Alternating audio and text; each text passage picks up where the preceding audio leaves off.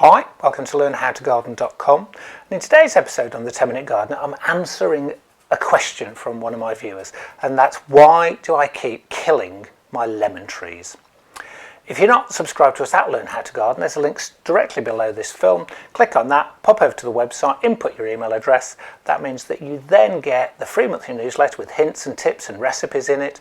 You also get access to see what courses we run at Learn How to Garden, and it also means we can let you know every single time we put up a new film. This actually isn't the lemon tree that we were talking about. This is a lemon tree that belongs to a friend of mine, and it's showing all the classic signs that citrus do when they're grown in the northern hemisphere a lot of the time. It's yellow on the end of the leaves, it's looking a bit sick, there are bits that are missing leaves, it's struggling to put out a flower. And I suspect it's suffering from what most citrus suffer from, and that's a lack of light, and possibly it's got a bit cold.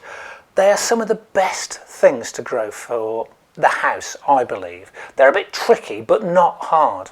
And that's because of these little things, first of all. A single citrus plant, whether it's a lemon or a lime, a kumquat, or even this beauty behind me, which is a Kaffir Lime, this is mine, will scent your house, scent a conservatory so easily. And what you need to remember is a few simple tricks. For lemon, which are sort of slightly more tricky, a minimum nighttime temperature of 10 degrees are what's important. A kumquat, which is probably the hardiest that we've got, is 5 degrees, but with as much light as possible, especially through the winter.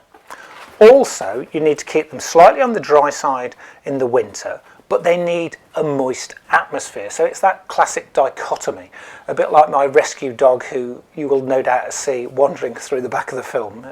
She's fairly new and not that well behaved. What I would do first of all is pot this plant on, and I normally pot on my citrus in March when they're coming back into active growth, but the compost here doesn't look particularly good for me. I would say always try and use a terracotta pot, but it doesn't need to be over large, and just get a single crock in the bottom. Don't put lots of grit in. In fact, a lot of grit in the bottom of terracotta pots has been proved to actually make the drainage situation worse.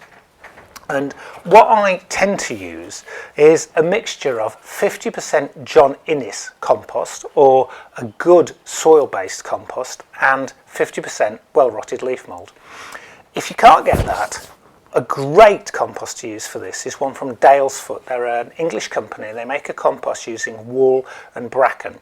And what I'm going to pop this in is 50% Dalesfoot compost and 50% leaf mould. So just mix your two composts together really well, nice and friable. Some into the bottom of your pot. Then the easiest way to find out the size you need is to get this out of its pot.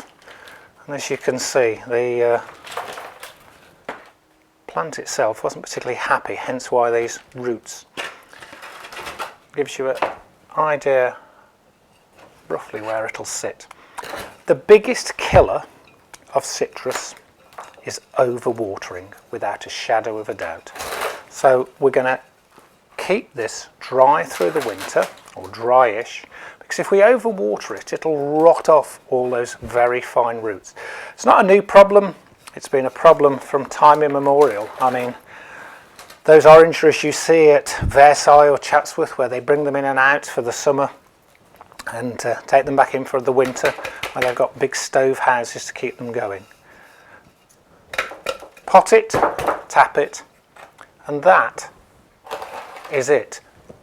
What's vitally important though is once you've watered this, you need some horticultural pebbles, or hortag. And what that looks like are like lots of little balls of clay. The saucer that this is going to stand in gets filled with these balls of clay. The pot stands on the top of the balls of clay, and you water so that the water in the saucer and the pot are not connected. There's a slight gap, so that the water is given off by these, it evaporates round to create that moist atmosphere that's vitally important for these plants, but at the same time doesn't soak the roots. You can buy this in small amounts. The big bag I've got is from one of my hydroponic systems where everything is grown in these.